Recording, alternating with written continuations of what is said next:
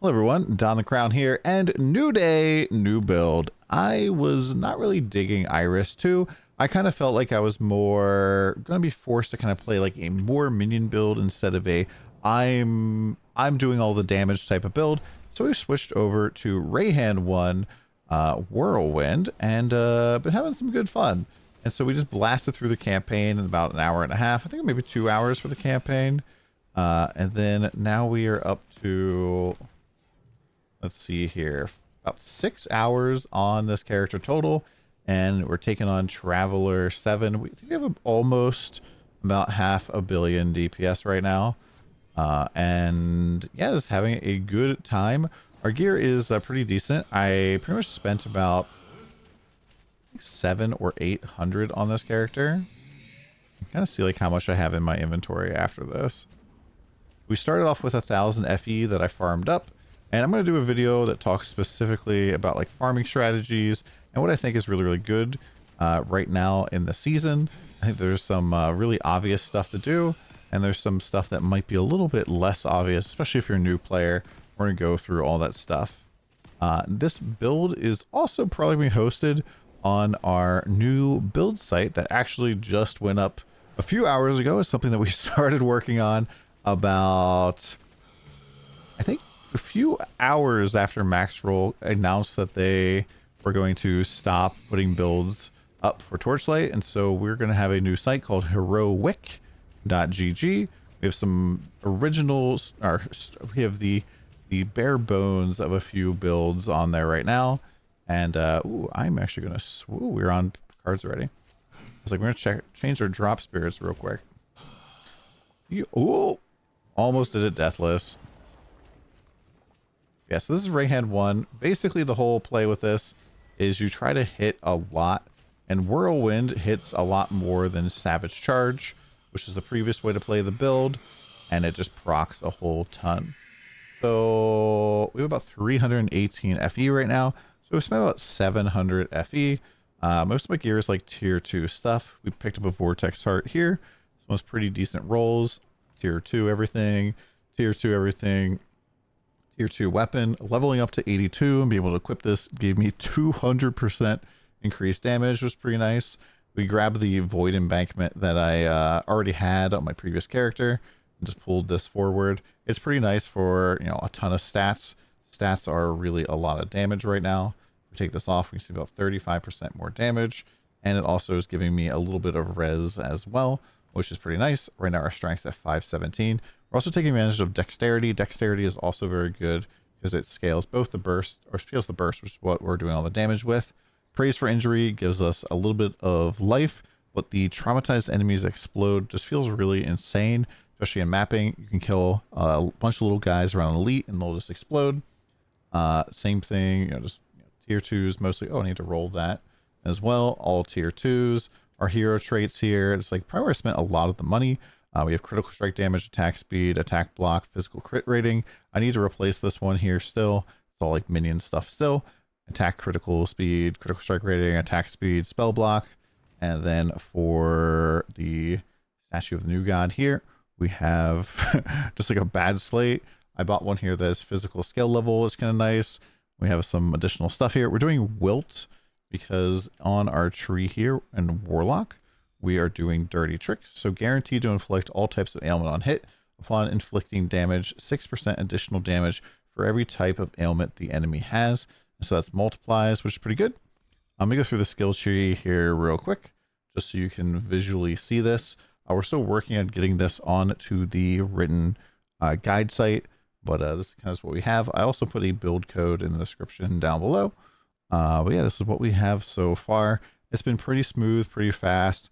Leveling has been pretty quick. I didn't even like really go out and buy like resistance gear. We're just kind of blasting candles right now. I just picked up like something, an aura, area for trigger, skill duration, all of that's kind of nice. Skill duration and area. I think this is actually the candle that I had on my other character as well.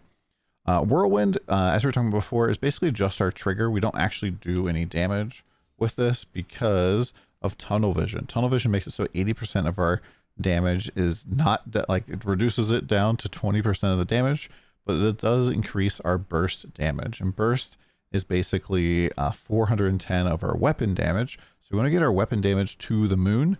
We also can do dual wielding if we want to. I have an idea of maybe doing some dual wielding action. And then for every +1 skill level, burst gets 12% multiplicative damage, which is really nice. This tagged as an attack, melee, physical, triggered, area, strength, and dexterity skill. So strength and dexterity both apply to this.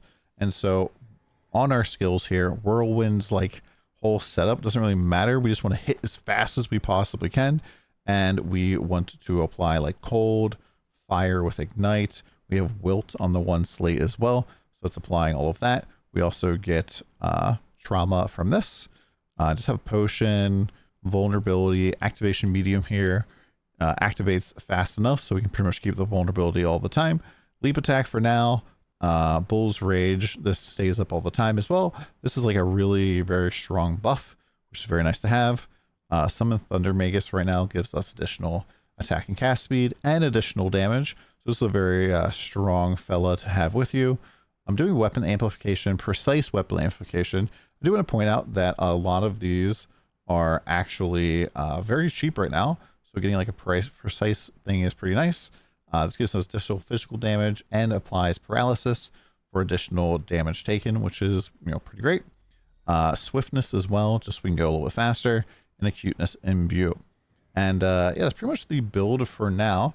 Just gonna be slapping it out. I'll be making more changes. There's a lot of expensive gear that we're eventually going to go for. We're probably going to maybe go the Ghost Slaughter route. I know this is pretty popular, but this is also super expensive. There's also some talk of some other stuff that we might want to try out, but we'll have to figure out exactly how it goes. But this can be a pretty good build for getting into tier 8. I feel pretty confident we'll be able to go farm tier 8s and just kind of blasting. We can just kind of show you the DPS here on the dummy. And so here he is. Chilling at about 470. Oh, another thing I actually want to talk about is the pack stuff. So I'm not talking about the pack spirits, but I'm trying to talk specifically about the micro and medium fates. Because I was able to pick up strength here for pretty darn cheap. And these were way better than what was underneath here. I can't remember what Fog Scorpion has. Let me go look.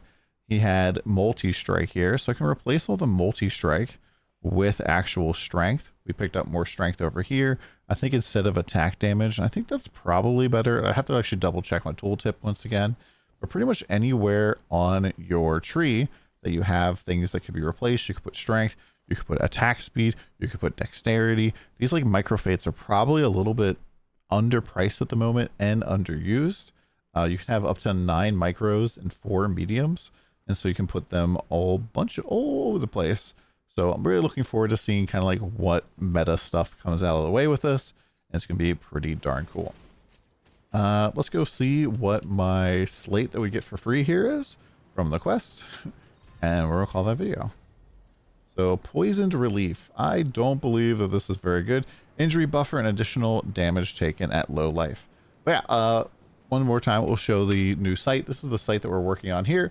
RweLodBhEE+zzAAAAAAFg. This is a collaboration through a bunch of people. Hopefully we'll get a whole bunch of different content creators on here to share their builds and stuff. This is probably going to be closer to a site where we're going to have information not just about starter builds and the basics of the game, but also a place where content creators will be able to showcase their end game builds, so we have a little bit more information.